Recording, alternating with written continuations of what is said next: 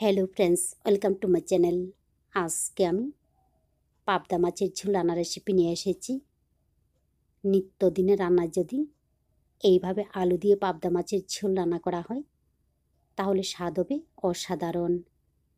তাহলে চলুন দেখে নিই আলু দিয়ে পাবদা মাছের ঝোলটা আমি কিভাবে রান্না করব। এইখানে আমি 250 গ্রাম পাবদা মাছ নিয়েছি। এখন এই মাছের মধ্যে দিয়ে দিলাম পরিমাণ মতো লবণ, হলুদের গুঁড়া, দিয়ে দিচ্ছি সামান্য একটু কাঁচা সর্ষের তেল। এখন এইগুলিকে ভালোভাবে মাখিয়ে নিতে হবে।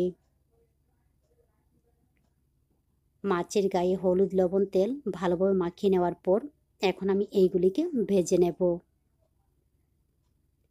তার জন্য গ্যাস অন করে কড়াই গরম করে নিয়ে এর মধ্যে দিয়ে দিলাম সর্ষের তেল।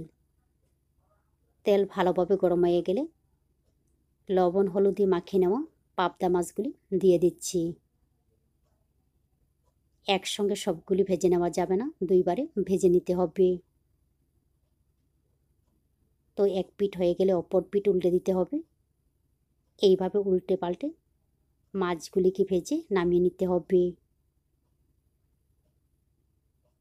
একই তেলের মধ্যে বাকি পাবদা মাছগুলি দিয়েও ভেজে নেব।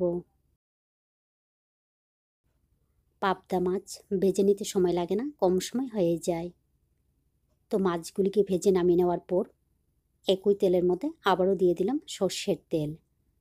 তেল গরম হয়ে গেলে ফোড়নের মধ্যে দিয়ে দেব কয়েক দানা সর্ষে, কালো জিরা ফোড়ন। তবে সর্ষে দেওয়ার সঙ্গে সঙ্গে লক্ষ্য করতে হবে অনেক সময় ফুটে গায়ে পড়ার সম্ভাবনা থাকে। তো ফোড়নগুলির কালারটা যখন চেঞ্জ হয়ে যাবে এবারে এর মধ্যে দিয়ে দিলাম বড় দেখে একটা পেঁয়াজ কুচি। এখন এইগুলিকে ব্রাউন কালার করে ভেজে নিতে হবে। পেঁয়াজগুলি যখন ভাজা ভাজা হয়ে যাবে এবারে এর মধ্যে দিয়ে দিতে হবে কিছুটা মশলা। তার মধ্যে রয়েছে জিরার গুঁড়া 1 চা চামচ, লাল মরিচের গুঁড়া 1/2 চা চামচ, হলুদের গুঁড়া 1/2 চা চামচ, আদা কাঁচা লঙ্কা বাটা মিলিয়ে 1 চামচ। এখন এইগুলিকে জল দিয়ে গুলে এর মধ্যে দিয়ে দিতে হবে। তবে ঝালটা আপনাদের পছন্দ মতো দিয়ে দেবেন। এখন এইগুলির কাঁচা গন্ধ চলে যাওয়া পর্যন্ত মশলাগুলিকে ভালোভাবে কষিয়ে নিতে হবে। এই রান্নার মেন উপকরণ হলো মশলা। মশলাগুলিকে যত বেশি সময় নিয়ে কম আঁচে কষিয়ে নেবেন ততই কিন্তু রান্নাটা ভালো লাগবে। তো মশলাগুলিকে কষিয়ে নেওয়ার পর এবারে এর মধ্যে দিয়ে দিলাম সিদ্ধ করে নেওয়া 2টা আলু। মাছের পরিমাণটা বেশি নিলে আলুর পরিমাণটাও কিন্তু একটু বাড়িয়ে দিতে পারেন। এখন মশলার সঙ্গে আলুগুলিকে আবার একটু কষিয়ে নিতে হবে।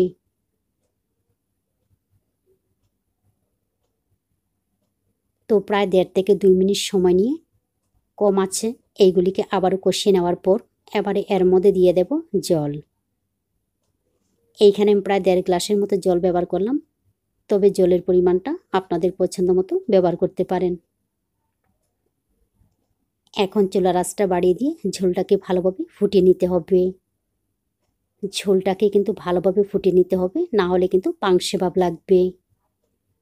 তো ঝোলটাকে ভালোভাবে ফুটিয়ে নেওয়ার পর এর মধ্যে দিয়ে দিলাম ভেজে নেওয়া পাবদা মাছ, 2টা আস্ত কাঁচা লঙ্কা, দিয়ে দিচ্ছি পরিমাণ মতো লবণ। ঝোলের সঙ্গে মাছগুলিকে হালকাভাবে মিশিয়ে নেওয়ার পর কম আঁচে ঢাকনা দিয়ে রান্না করব। প্রায় 8 থেকে 10 মিনিট পর ফিরে আসলাম। দেখুন খুব সুন্দর হয়েছে। হাতের কাছে যদি ধনিয়া পাতা থাকে তাহলে ধনিয়া পাতা ব্যবহার করতে পারেন, তাহলে আরও বেশি ভালো লাগবে। তো লবণটা একটু চেক করে নেবেন, যদি লাগে তাহলে এই সময়ের মধ্যে দিয়ে মিশিয়ে নিতে পারেন। তো আমার রান্না সম্পূর্ণ রেডি, এখন আমি নামিয়ে নেব। এইভাবে আলু দিয়ে পাবদা মাছের ঝোল রান্না করে খেয়ে দেখবেন ভালো লাগে। ভালো লাগলে অবশ্যই লাইক, শেয়ার এবং সাবস্ক্রাইব করবেন। আপনারা ভালো থাকবেন, সুস্থ থাকবেন আর আমার নিত্য নতুন ভিডিও দেখবেন।